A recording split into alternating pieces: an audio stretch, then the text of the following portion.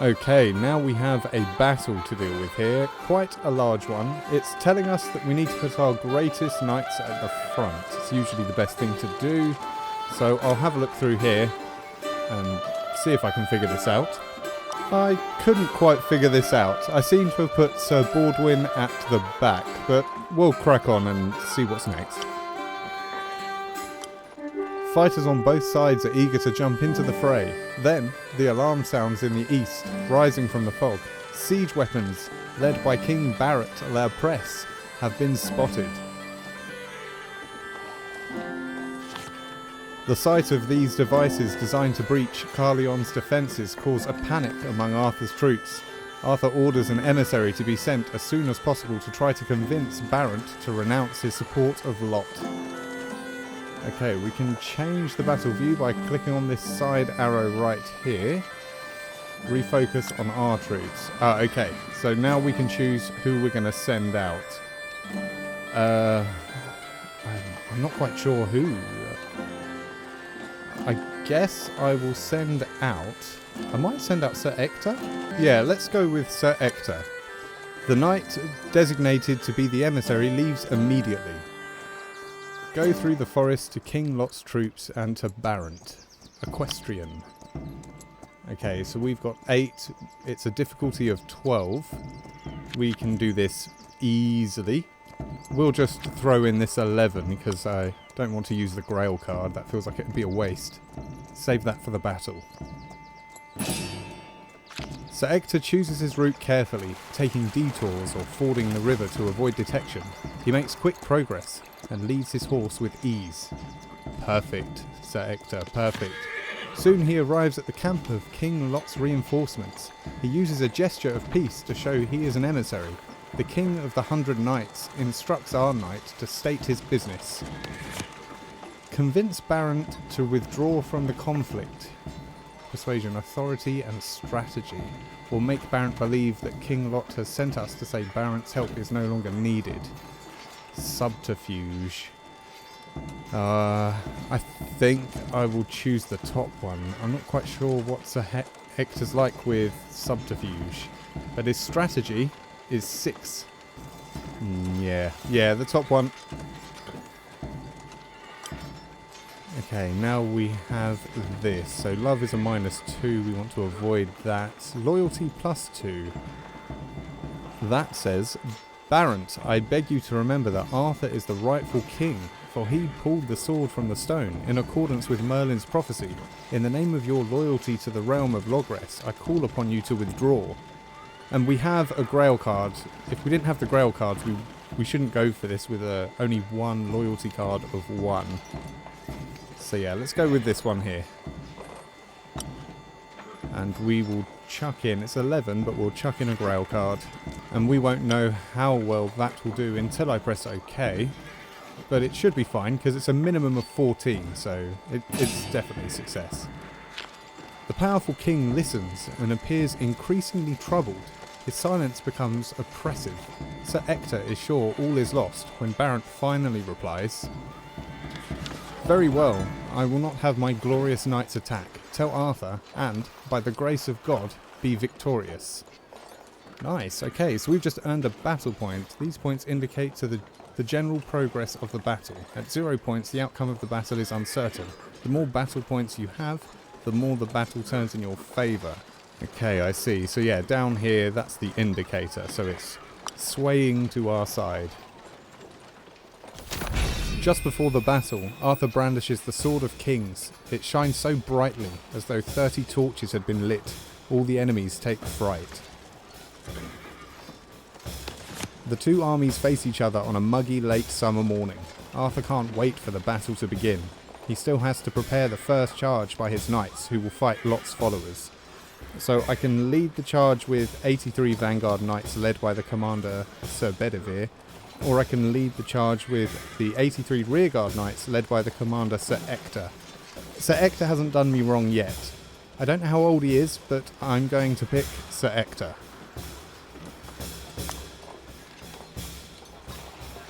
Do you wish to manage the battle yourself or entrust decisions to your lieutenant? Auto combat. Oh, interesting. It is possible to simulate the resolution of a great battle combat using a single military strategy challenge. This can save you time, especially if your troops are superior to your opponent in number and quality. The margin of success or failure of this challenge is interpreted to determine the challenge's consequences. Right, be careful though, if you fail this challenge, your lieutenant may be injured, in a coma, or even dead. Don't choose auto combat if you're not willing to take that risk. Well, that's assuming that I don't kill them myself. So we can entrust the management of the battle to the chosen lieutenant. That needs sense and strategy, and he has 6 strategy, very good, but only 2 sense. So yeah, let's manage the battle ourselves. Before having the High King's army rush forward, our lieutenant will first put his strategic skills to good use. So decide on the best position for your knights to charge from. Okay, so we need to use a card for this. We do have a Grail card, but we do also have a 9. But the difficulty is unknown. I mean, I could use the Grail card and then surely it will be a success, but that feels like a waste. See, 20's nice, and we do have inspiration points too. Oh, hello there. Typo on enemies. Okay, I'm just going to bite the bullet. Let's just go with the Grail card. It's definitely going to work. I should probably save that for the actual fight, but let's just use it. Of course, success. The scouts have just warned Sir Ector that there are water holes to the east. Our lieutenant takes advantage of the situation, sending his knights in at safe distance to draw the enemy soldiers into the trap. They're cornered and their mounts are already exhausted. Well, that sounds like it was worth it.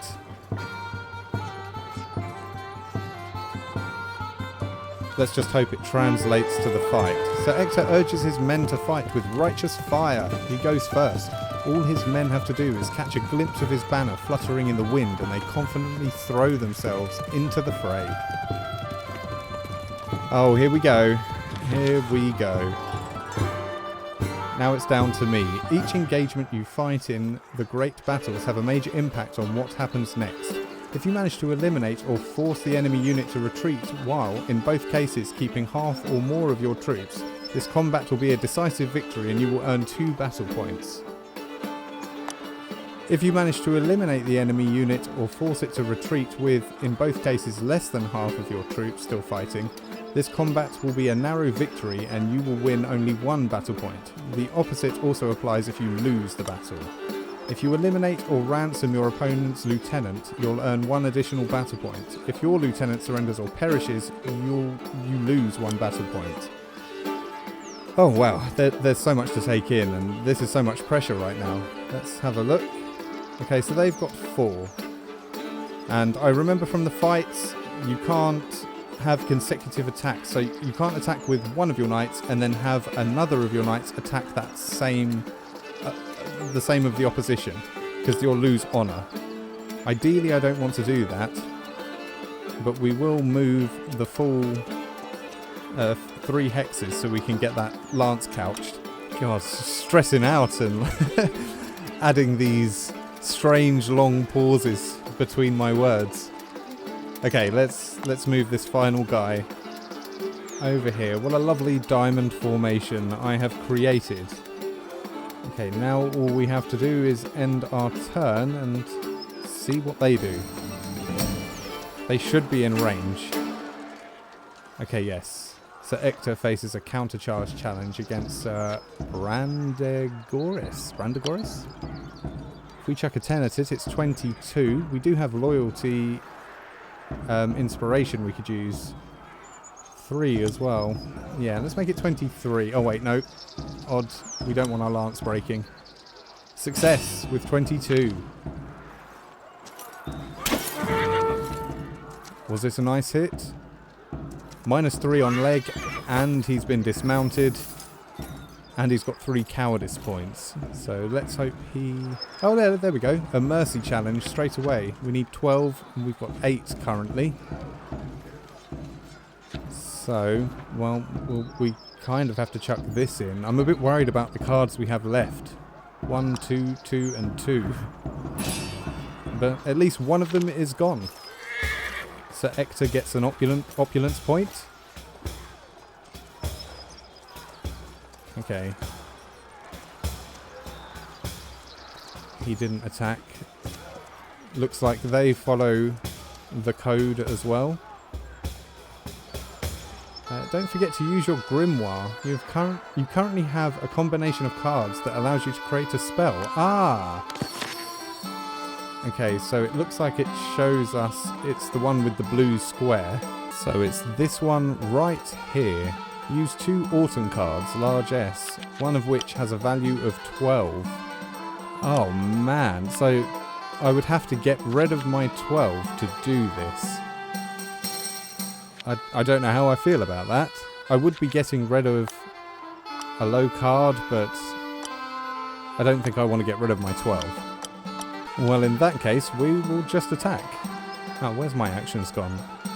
Oh yeah, I need to click Night Actions.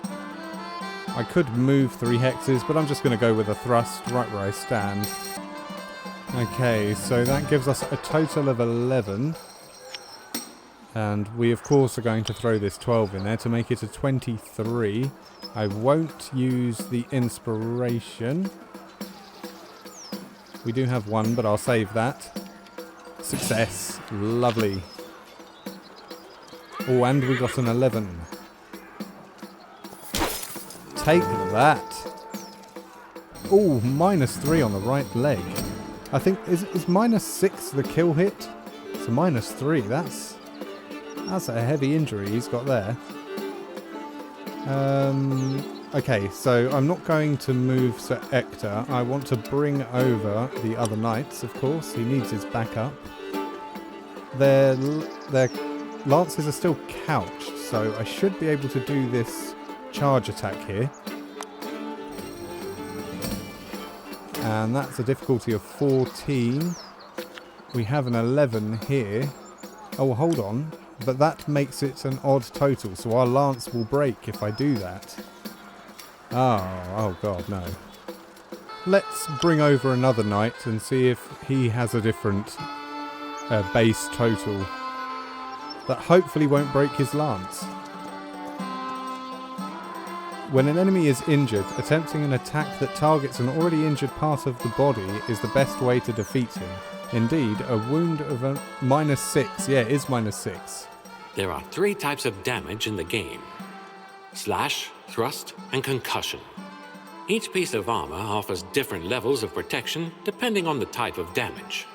For example, a gambeson provides solid defense against concussion, but is fairly weak against thrust. Mail armor, on the other hand, is excellent against slash, but not very effective against thrust either. It's often worth knowing which type of damage your opponent is less protected against.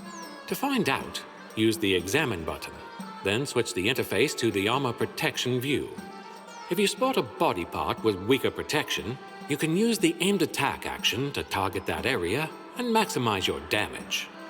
Now keep in mind that some weapons, and all armor, can break under certain conditions. Cavalry lances automatically break during a charge if the attacker's total is an odd number. Shields have a 1 in 3 chance of breaking when the defender's total is lower than the attacker's by up to 3 points. For example, if you score 20 and your opponent is between 20 and 22, there's a chance the shield breaks. Note, shields can't break from ranged attacks. Armor pieces can also break. This happens only if the defender loses the defense challenge and played a card of the same virtue or season as the attacker. Each body part can have up to 3 layers of armor, but only the last remaining layer is at risk of being broken. Oh, that is not going to sink in, but okay. So we want to do the aimed charge, and then we can see at the top here we've got all these different body parts, and I'm assuming that this here means that's the injured right leg, and it's already on -3, so that's where we want to target. If we can do another 3 on there, he's down. In the battle, the lieutenant is responsible for the actions of the knights under his command. Thus, honor points lost by your knights are subtracted from your lieutenant's total points. I see, because we're combining attacks. We're not going to watch a video on that. We already know about honor. If your lieutenant dies or surrenders... okay, we don't want our lieutenant to die. And we don't want to lose honor, so kind of a waste, really. He's probably going to surrender anyway. Although I'm not sure if my people have any cowardice points right now. I'm going to use this rallying cry so I can get rid of one of these terrible cards. Here, this one. Let's get rid of that, and then hopefully it can get replaced with something better than 1. A 6. Not great, but better than 2. Yeah, we didn't have any cowardice points. We're doing too great right now. Okay, let's end our phase and see what they do. Oh, he sounds the retreat and will be removed from the battle. Oh, wow. Okay, there we go. We gained 3 battle points. The group now has 9 members. The Knights of the Vanguard Division withstood the onslaught of adversaries with bravery and force, smashing helms and shattering shields. They fought so well that they beat back the daring enemy fighters. Yes! This successful charge marks a considerable breakthrough in the already thinning ranks of the enemy. Now that you've reached the decisive victory threshold, you have the opportunity to fight the enemy general. Choose your lieutenant carefully, for a tough battle is about to begin. Winning this fight against the general will allow you to plunder the enemy camp. Ooh. In the distance, a group of felon knights moves away from the rest of the army. It's time to take advantage of our troops' rapid advance and move deeper into the fray, and perhaps change the outcome of the battle. Okay, so I can choose not to engage further into the battle. Not going to happen. So we're not going to use Sir Ector again. Sir Ulfius is... Oh god. Oh no, I just clicked on him. Oh dear. Well, yeah, his stats aren't so great. Sir Ulfius took the advantage of his troops' advance to move further into the heart of the fray. Although he and his men have just emerged from grueling onslaught, he's determined to change the outcome of the battle. But what is this he sees now? King Lot and his guard. Sir Ulfius is ready to settle the score, but that was without accounting for Sir Nero, Lot's right-hand man, who steps in with his knights to stand in their way. Oh, why did I click? Why did I do this? You control troops that are not knights. These troops are not subject to the Code of Honour. You can therefore break these rules to gain an advantage in combat. For example, you can attack the same target with several people. Oh, okay, that's amazing. At least that's some advantage here. But I think Sir Ulfius is... I don't think he's going to make it. He's got a flaming sword. Oh dear. Oh, I keep making terrible decisions. Okay, I wanted to couch his lance. But now I've just realised these guys can only move 1 space. And it uses all 3, so... I hope the enemy follow the Code of Honour, because my pikemen are not going to get there in time. And if all of them attack my knight, he's gone for sure. And didn't it say that cohesion drops to 0 if the lieutenant goes down? Oh god, okay, well, we're going to find out now. When facing a defense challenge, if the total score does not exceed the difficulty, the location wheel indicates the area of the body that will receive damage and the negative margin between the total score and the difficulty. Oh man. Pay attention to the existing wounds of your knight. If an area of the body reaches -6 by accumulation, the knight will fall unconscious. He will die if he receives -6 in a single hit. And this is -6 right now. I mean, we haven't got a card selected, so we can change that. Okay. Well, aim for the special square that will prevent any damage to the knight. Only 1 special square can be present at a time. 3 special squares exist. Binding, Steed, and Dodge. Assuming they follow the Code of Honour, then I shouldn't have to worry about additional attacks. But are those people on horses knights or not?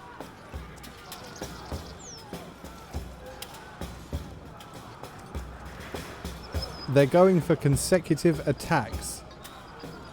So I can only assume it says Nero's Knight. So do they not follow that the Code of Honour? Oh man, okay, this is not good because it's a total of 2. We'll have to throw in this 11, but then we've got another 2 knights that are going to come in, and our shield has a chance of breaking. Okay, let's add that and go ahead.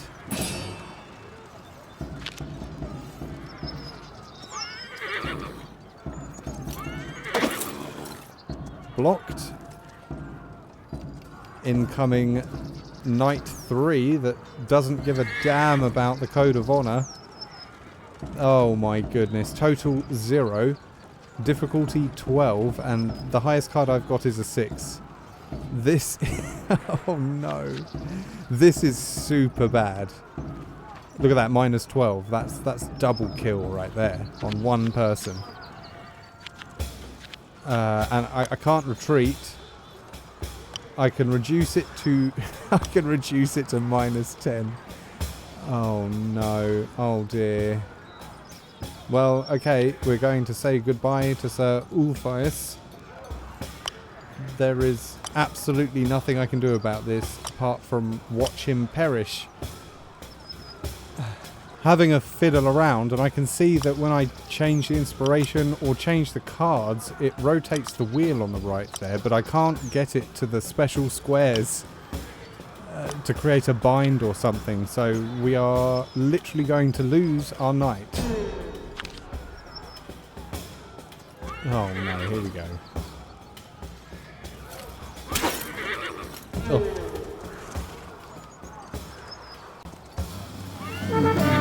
Oh dear. So Ulfris is gone. May his soul rest in peace. Oh god. When a combat goes wrong, it may be wise to retreat rather than lose all your men. To do so, click on the retreat action in one of your men. On one of your men. Your assault has taken a bad turn, and your lieutenant is on the brink of death. No need to lose 3 battle my points lieutenant for is nothing. dead. It might be time to sound the retreat. Available in the combat tab of your interface, retreating immediately ends the current assault. While it does count as a lost engagement, retreating helps you limit troop losses and can save up to 2 battle points if used wisely. The best time to retreat is when your lieutenant has been seriously wounded, at least 1 knight has fallen, about dead? and you've inflicted little to no damage on the enemy. Oh dear. Oh dear. Well, we're definitely going to sound the retreat. Your knight is a coward. He reaches this state when his cowardice gauge is full. In this state, he can no longer draw inspiration. Well, this doesn't matter because we are retreating. He's running cry. Yeah. I used running cry already in the previous battle when I didn't need to, but it was good at getting rid of a card. Okay, sound the retreat. We're out of here. Are you sure? Yes, I am very sure. Get us out.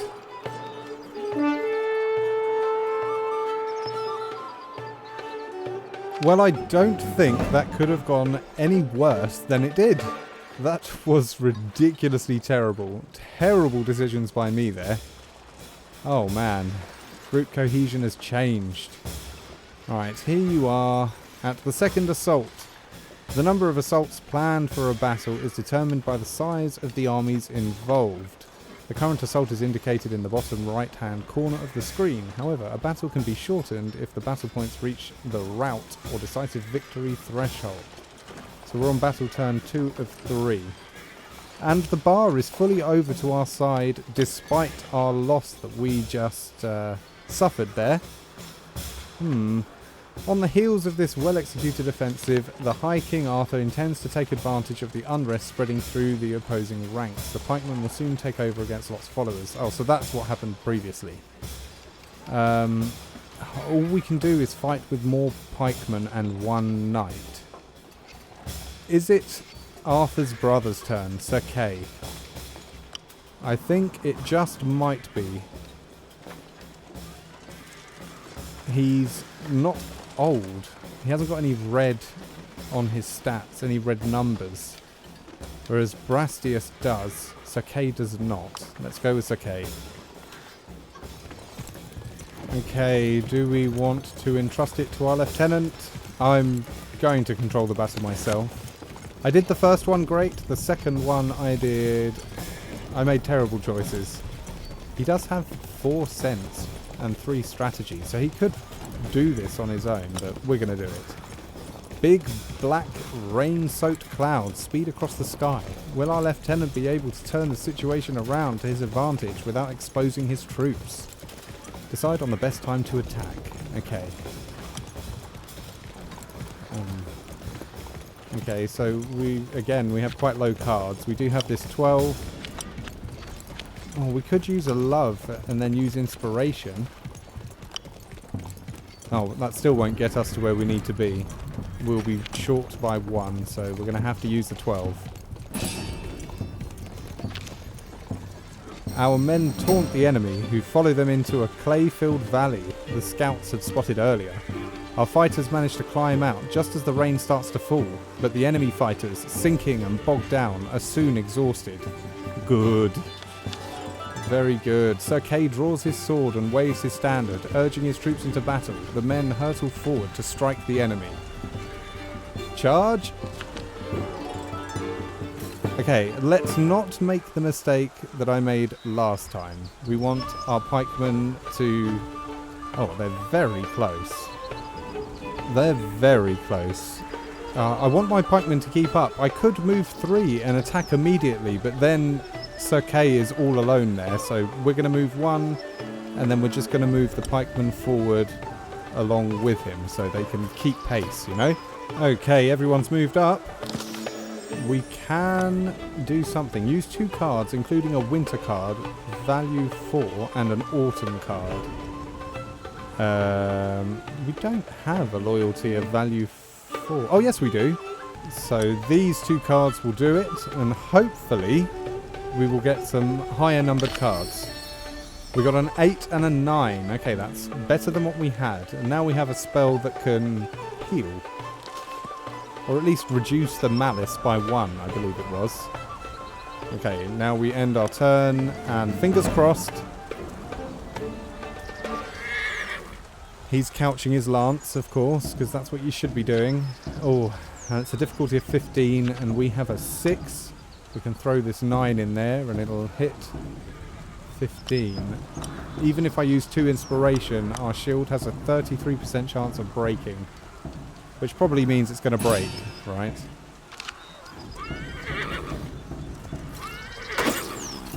Good block. Please don't break. Yes, shield didn't break. Okay, pikemen are moving forward. Wait, did he just move... Did he just move 2 hexes? Am I missing something here? There's clearly something I'm missing if they've moved 2 hexes. 1, 2. Yeah. There must be like a sprint or something.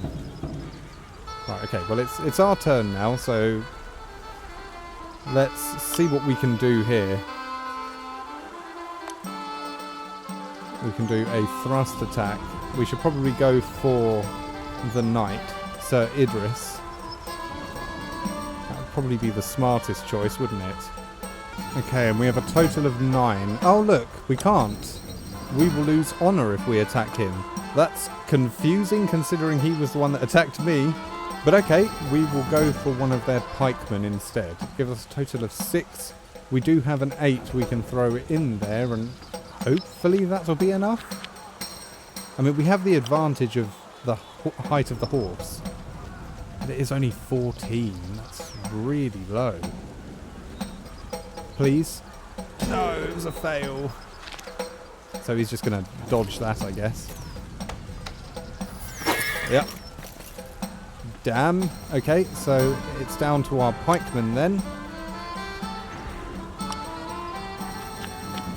That's a 9, and we can... The highest card we have is a 7 currently. 16. Doesn't sound like a very high number. And of course it's a fail. Oh dear. Oh, and we've got given a 5. We have not got the luck of the cards this time. All we can do is attack again.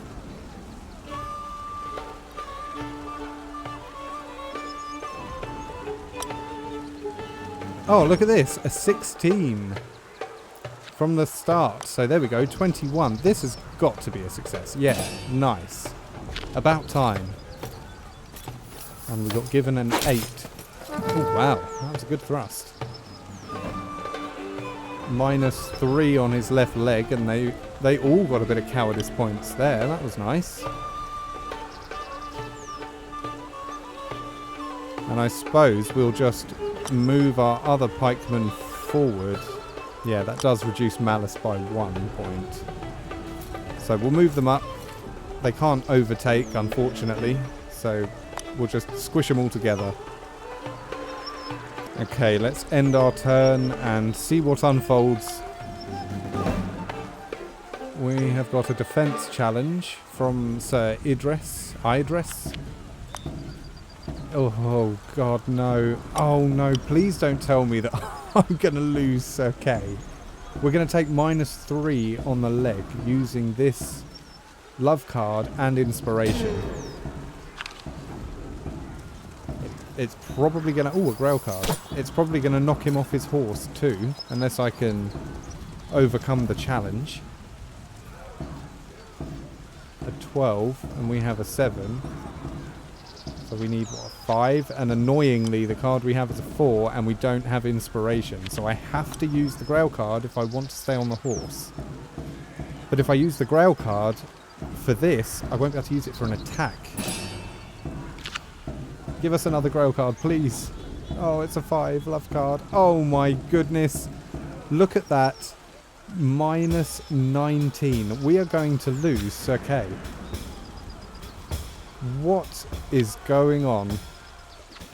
And again, I'm locked in this inevitable death because he has a malice of 17.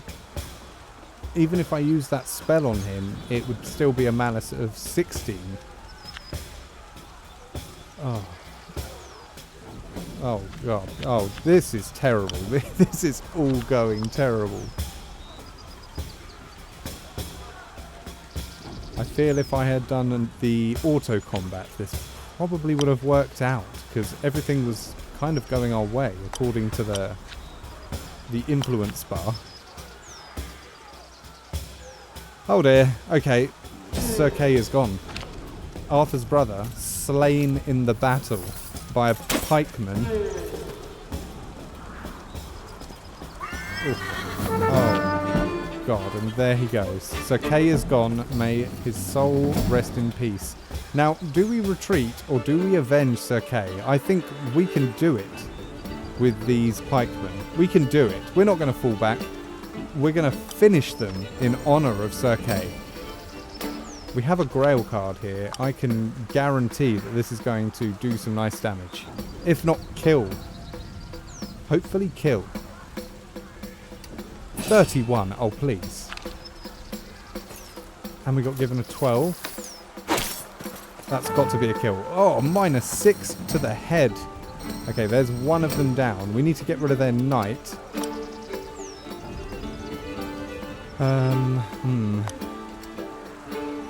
Idris or Idris. It's only a 5. Probably not worth doing that. Oh, 22. Just as default. Oh, wow. Okay, so I think what I'll do is I'll get rid of one of my lower value cards.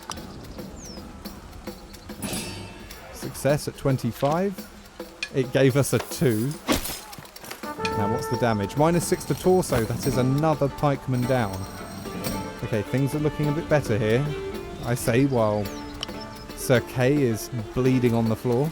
The men have just watched Sir Kay go down. We can't do any spells, so we have to make do with our 2, 2, 2, 4 and 12. It's their turn next, and there's probably going to be at least 3 attacks. Oh, actually, I don't think there will be 3. There's just going to be... Oh! He's retreating. Oh, well, we got 1 battle point. Our fighters valiantly impaled the enemy with their pikes. They split the opposing ranks, whose cries rose from the plain of Usk. Our formidable pikemen decimated their opponents, but we lost Arthur's brother. In the melee, men and horses, friendly and enemy combatants, archers, pikemen and horsemen of all banners all become indistinguishable. It must be chaos. In the distance, a group of fellow knights moves away from the rest of the army. Okay, we've read that one before. So we can engage them further into battle, which we are definitely going to do. But who do I pick?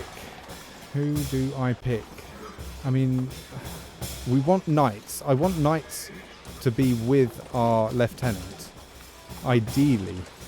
Archers could be interesting, but I'm worried about using archers right now. What about Sir Bedivere?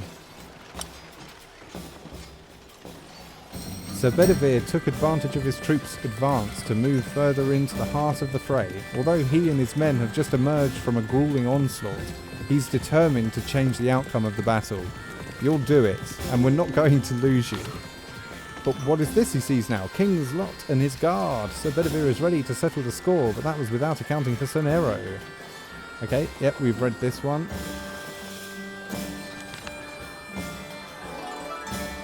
Right, here we go again. This time we have a whole team of knights now. Oh, and they're quite far away, so I'm going to move 3. We cannot get rid of any of our low cards, annoyingly.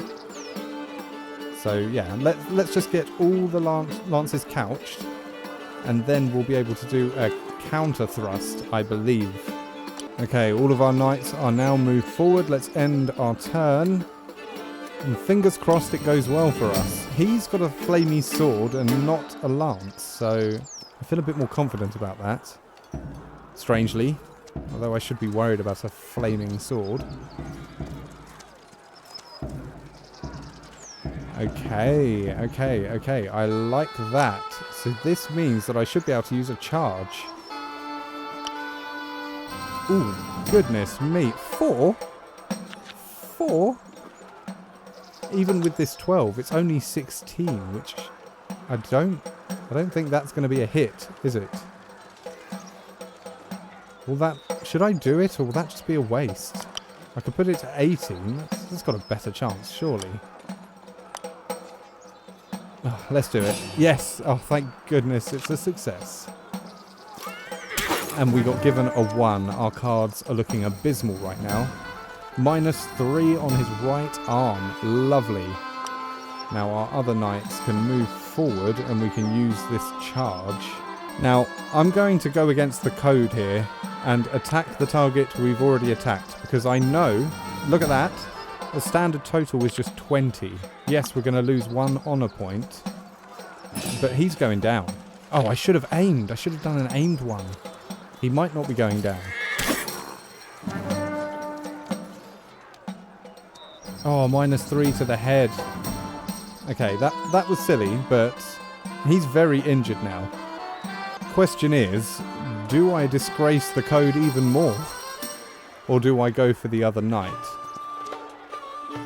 The enemy has several wounds. Stop tempting me to go against the code. I know, I'm very tempted to do that, but I shouldn't. Let's go for Knight B.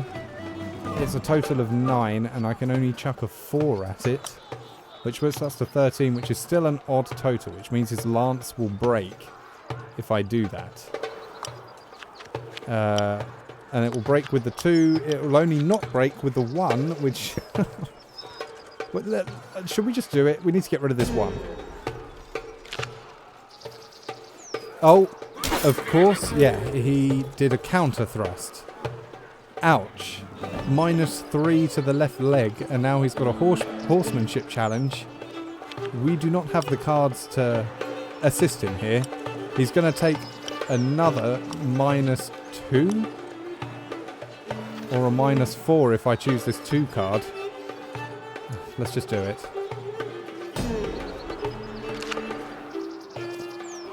Okay, finally we've got an 8. We've got something better than what we had previously. Thank goodness for that. That knight isn't doing so great, so now we want to use this knight here. We're going to use charge on him. 9, it's an odd total. Using our 8, it's still an odd total, and the lance will break. But I need to attack. I need to succeed. Let's just do it. A fail? Okay, so that now... Oh, man. Now his lance is going to break for nothing. We will just have to unsheath his sword costs 1 action point, so we'll have to remember to do that next turn. Oh man, oh man, oh man, oh man. Okay, well, we can't do anything, we can't make any spells. I do have this spell here. I don't really know how useful that's going to be right now, but maybe I'll use it. Yeah, I'll use it on this destabilized knight. So it reduces malice by 1. I don't know how effective that's going to be, but why not? Okay, fingers crossed that their lieutenant retreats now. That'd be lovely. Or wants mercy. Okay, we've got a charge challenge from Nero's knight. We are going to have to use our 7 because 4 is not enough. Oh, finally, we've got a Grail card. We can actually do something damage-wise. Okay, we've got a defense challenge against Nero's Knight B. So the knight at the top is going for Sir Bedivere. We could use this 4 and save our Grail card. And even with 2 inspiration, there's still a chance that the shield will break. So, fingers crossed, it doesn't break. Another Grail card. Nice block, Sir Bedivere. Oh, Sir Bedivere's lost his shield. Okay. And now Arthur's Knight faces a charge challenge against Nero's Knight C. We're going to have to throw in a Grail card for this because I do not have a 10. At least we have 2. Success, 17. Good. Oh, and it gave us a Grail card as replacement. Poor dude is down. Okay, it's finally our turn now. That wasn't too bad. I was expecting someone to die. We need to go for this knight. We need to down him. That's their lieutenant. As soon as he's gone, they will be demoralized. We just need to find the person that has the highest base number to start with. You no longer have a weapon. Oh, yes. Oh, yeah. I need to equip him with his sword, of course. So that'll be clicking that there. There we go. He's got his sword out.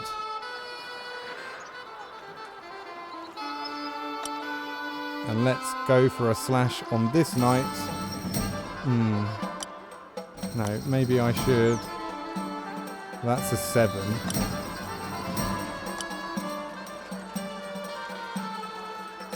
Ooh, 11. Now that one's more likely.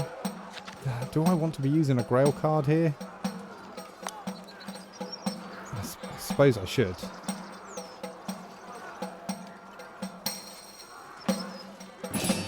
Yes, success. And it gave us another Grail card. They were all hiding out together. Well, that was a good bit of fanfare there. Oh, -6 on the torso. Killed.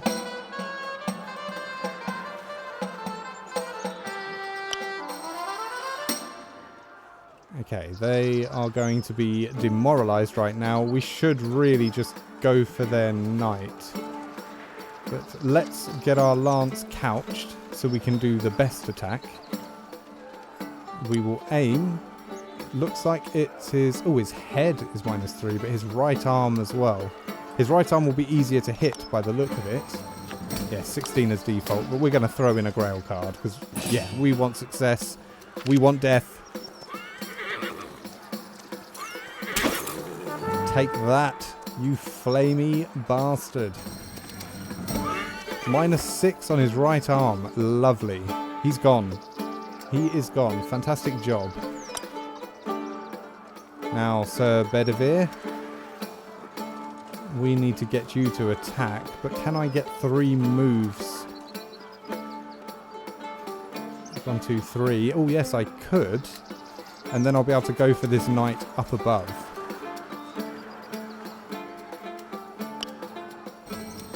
Okay, that's 11.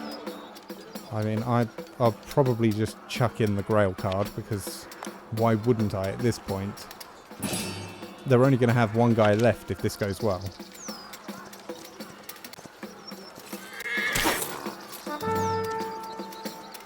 Yes, -6 to the left leg. He's gone. They have one knight left. You would think he's going to retreat. Surely. Yep. He sounds the retreat. Okay, Sir Bedivere and his knights use their weapons and shields with strength and agility. After a violent exchange, Sir Nero is killed by a strong blow. Yes, he was. King Arthur's glory is increased by 12 points. At the top of a hill, King Lot advances, brandishing his sword to urge his troops onward to the slaughter. Then, an unknown knight, belonging to neither side, sneaks up behind the treacherous king and slits his throat. Lot falls face down on the ground, a stream of blood running down his neck. The regicidal knight has already disappeared into the trees. Well, thanks. Oh my goodness, that was an ordeal. Soon, word of King Lot's death spread among the disloyal troops. The last lieutenants surrendered, followed by their men. Our valiant knights plundered the traitors' camp and divided the spoils in a drunken joy of victory. In any case, Lot's death meant Arthur's victory, and soon the remaining rebel barons were laying down arms at Arthur's feet, surrendering their horses and swearing an oath of allegiance to him. And so they should. By defeating Nero, King Lot's bodyguard, you achieved a decisive victory. You win Nero's infernal sword, opulence points, as well as 12 glory points and 12 vocation points for all your lieutenants. Very nice. Well, naturally I'd want to give it to Sir Arthur Pendragon, but he will eventually have Excalibur, so let's not. In the event of a narrow victory, you still get 6 glory points and 6 vocation points. Well, that's great to know. I got 12 though, because we rock. Even though we lost Sir Kay. Body state dead. Oh my god. Same as Sir Ulfris as well. Year 514. The following spring, in the year 514, Arthur and Guinevere were married with great pomp and ceremony at Caerleon. As part of her dowry, the new bride brought with her the round table that Merlin had long ago made for Arthur's father, Uther Pendragon himself. Upon Uther's death, Britain had descended into a period of turmoil and chaos, and so Leodgrance had taken the round table to protect it. At Caerleon Castle, a vast hall was built to accommodate the gigantic oak table. There, Arthur brought together the best knights in the world on an equal footing. Soon, Gawain joined Arthur's company of knights, who had fought him in the Battle of Caerleon. Oh wow. I, Guinevere, Queen of the Kingdom of Logres, proclaim the beginning of 515, Anno Domini, which will usher in an era of prosperity and joy. Our most valiant knights have a seat at the round table, and Merlin has become Arthur's advisor. Now, listen to the news that has reached my ears. On the one hand, we are welcoming 2 new fighters. On the other hand, my husband met a very strange knight who has just agreed to join the round table. However, his acceptance was hard won. The High King had to face a very singular ordeal. Ask her about Merlin. Merlin is said to be the child of a virgin and a spirit, or yet others say, the devil himself. He possesses the gift of seeing both the past and the future, and he is a master of the art of metamorphosis. His knowledge goes back to the dawn of time. Ask her about the 2 new knights who have arrived at court. The first, named Grieflet, is Sir Bedivere's cousin. Despite his young age, he has a strong sense of honour.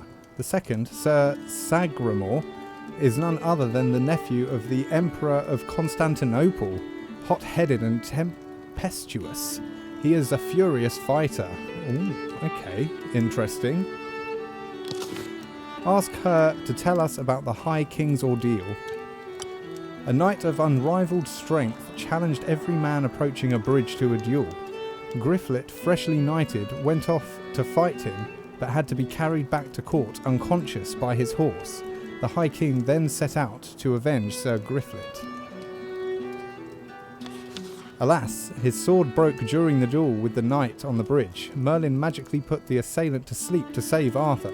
The wizard took Arthur to a lake, where the Lady of the Lake presented the sovereign with the sword Excalibur and its scabbard. Ask if anything can be done to repair the stone sword. We don't want that. The sword has been broken beyond repair. As Merlin says, there is nothing to be done against the will of Providence. Yet, when it takes, it also gives. Excalibur is proof. Ask what happened to the sleeping knight. The opponent awoke stunned to have lost his jewel. His name is Pellinor, King of the Far Isles. He is the mysterious knight who killed King Lot of Orkney at the Battle of Caerleon. Ah, so he was the neck slicer. Arthur, delighted, invited him to the Round Table without further ado. This displeased Gawain and his brothers, who took a dim view of their father's murderer joining the Round Table. Ask for more information about the Knight of the Bridge. The entire lineage of Pellinor, King of the Far Isles, is dedicated to protecting the Grail. He is also said to have spent most of his life tracking the legendary questing beast, which is why he prefers the forest to kingly courts. Ask her about Excalibur and its scabbard. Arthur's father, Uther Pendragon, had already received these enchanted weapons from Nimue, the Fey Guardian of the lake, but he later died at the same water's edge, poisoned by Saxons in battle, and Nimue took back both sword and scabbard. Ask her about the other news at court. Very well, sire. What would you like to know? Oh, nothing then. We'll take our leave. Goodbye, sire. You can recruit a new knight at the Round Table from Arthur's actions. Click on the recruitment icon to choose a knight. The Round Table is the central hub of the game. This is where you'll get news from the court with Guinevere, recruit new knights petitioning to join your quests, as long as you have seats available, and even ask Merlin to bring you back to a previous year and start it anew. This is also where you'll be selecting your great adventures. Choosing the right one is crucial. Each one is an opportunity to earn glory points, which are essential for expanding your army and defending your kingdom. Adventures. Each year, several adventures become available and appear on the Round Table map. Clicking on one reveals a preview of the quest, including recommended traits and the number of knights required. Sometimes, you might not have enough available knights, because as they grow richer, they'll have to spend time dealing with their domain before being able to join you again. When that happens, you can skip the year by clicking the hourglass icon to move forward to the next. Occupations. Knights who aren't going on an adventure should still be assigned to an occupation. Each occupation grants specific bonuses, such as inspiration points, honor points, vocation points, or opulence points. There is one special occupation, the Trial of the Siege Perilous. If you select one of your knights to sit there, he'll have to face a very tough challenge. If he fails, death will strike. But if he succeeds, he will be crowned best knight in the world, giving you access to card 13, and maybe access to some secret. Oh, and don't forget, wounded knights should be assigned to the rest occupation to help them recover. Solo quests. Each year, one knight not assigned to the adventure will randomly be selected for a special solo quest, usually related to their current occupation. These short missions offer exclusive rewards like unique items and major bonuses, but they also carry risks. So choose wisely and keep your guard up. There is so much to this game. This is incredible.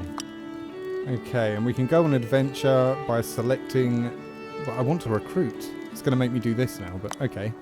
Choose a quest. Select an available adventure. So we can't select these. I'm guessing it's these ones here. So we have the Loathly Lady. During a hunting expedition in the Inglewood Forest, our knights come across a terrifying giant able to paralyze a victim with his gaze. Very quickly, they realise that their salvation and that of the entire country depends on their ability to answer the thorny question, what do women want most in the world? Okay, now we just need to see what everyone's going to be doing that isn't on a quest. He's going on a hunt. What about Sir Baldwin? He's going to be in the garrison, which gives 2 inspiration points in loyalty. He has 2. Might as well just carry on with that. Sir Ector, he will be managing his domain, which gives 2 opulence points. Okay, and then Brastius, he is in the garrison.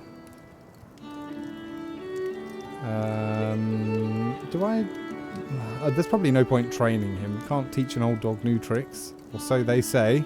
Okay, we have everyone set. Let's crack on with the Loathly Lady. Oh, hello. Each year, among the knights who do not go on an adventure, one knight is chosen to go alone on a quest. Each solo quest has its story where the choices you make will impact the evolution of your knight. Okay, so one evening, as the knights were leaving a meeting of the Round Table, Merlin beckoned Sir Baldwin to follow him. Once they were hidden from view behind an archway, the enchanter said to our knight, "Sire, to safeguard our king and kingdom, I need you to lead a most secret mission and be silent about it. Seek out all the male children of noble ancestry, born on the 1st of May of this year, on the land of Britain. Once you've rounded them up, kill them all, without exception." Oh my god. So I can turn it down. Wait, ask why you would do such a thing. Merlin tersely says he has had a vision. He saw Arthur and the kingdom fall because of a boy child born on the 1st of May. The only way to avoid it is for our hero to do as told. What? Ask if Arthur knows about this. The enchanter looks grave but does not answer, so that's a no. Sorry, Baldwin. He's aging. Tell him we will take care of it. Merlin nods, satisfied. The enchanter proposes that the infants will be put in a large ship, which Merlin will provide, and that the ship be sent crashing onto a reef. Then he urges Sir Baldwin to set off without delay. Oh my god. Our knight pensively takes leave of the enchanter. How can he possibly do what has been asked? After puzzling over it for some time, he thinks of a way to find the infants. My god, travel the kingdom yourself, face hidden with your most trusted men, which needs authority and intrigue. His authority is 3. He does not appear to have intrigue. Or using a false name, organise a gathering for all the young noble parents of the kingdom, which requires sense and subterfuge. I do not believe he has subterfuge, and he has 3 sense. So he has 3 sense and 3 authority, no intrigue, no subterfuge. This is probably going to go wrong. Yeah, let's do this top one. Face hidden, please. Oh, difficulty of 12. We have a total of 3, and 5 is not going to get us there. 2 inspiration is going to put us to 10. We're still not going to do it. So what happens if we fail? Do we get caught, or do the infants just not die? We're about to find out.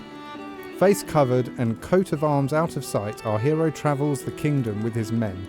He plans to be tricky, but weighed down by this underhanded, cruel and dishonourable task, he commits a blunder with the very first victim.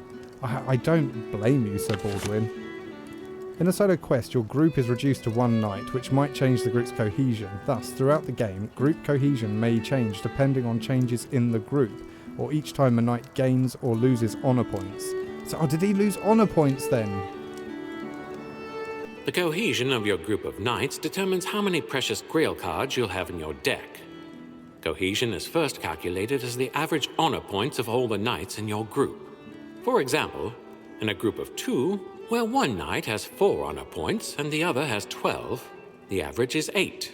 Then we adjust the value by adding friendship bonuses and subtracting rivalry penalties.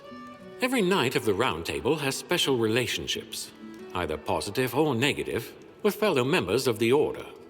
You'll find each knight's list of friends and rivals in their character sheet. Each friendship adds +1 cohesion, while each rivalry subtracts -1. So in our example with 8 cohesion, if the 2 knights are friends, that number increases to 9. Cohesion can change at any moment, whenever a new knight joins or leaves the group. Even if only 1 knight remains, like during a solo quest, cohesion still applies. And don't forget, if a knight in your group loses honor points, your overall cohesion may drop too. Okay, so losing honor points, very, very bad. Don't do it. Unmasked, he has no choice but to return the child to his parents. Merlin, disappointed and displeased, uses his art to silence the affair. Well, I'm kind of happy it went wrong there, but yes, oh my god, he lost 2 loyalty in winter and 3 honor points lost. So sorry, Sir Baldwin. Well, okay, well, with that, let's begin the quest.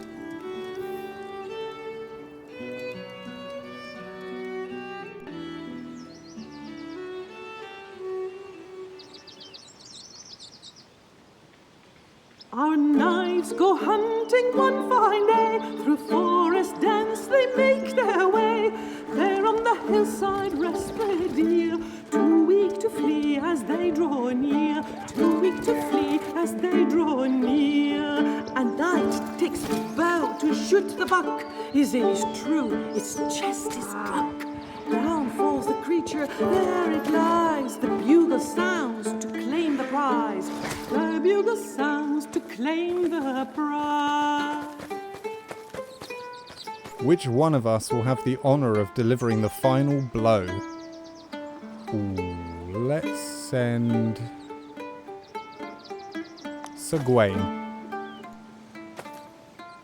Our man strikes forth to view the deed, but look, a giant, oh, take heed. So strong and mighty is this knight, he mocks a hero, why such fright? He mocks a hero, ha ha, why such fright? Now, answer this, my clever sire, what does a woman most desire? Speak up this minute, don't delay, or you'll be paralyzed this day, or you'll be paralyzed this day. Our knight can give no quick reply, the giant does so terrify, such mighty girth, what piercing eye. Our poor man fears his end is nigh, our poor man fears his end is nigh. He feels a jolt deep in the bone, his body drops down like a stone. The giant house, thou, I am Lord, and you shall perish by my sword, and you shall perish by my sword. The stag steps out into the light, it stands up straight, oh, wondrous sight. It has fine antlers like a deer, than a man's face and chest appear. Human or beast, it is not clear. It draws the arrow from its chest. Oh, Grummer, hear now my behest. Put away your sword, spare the night.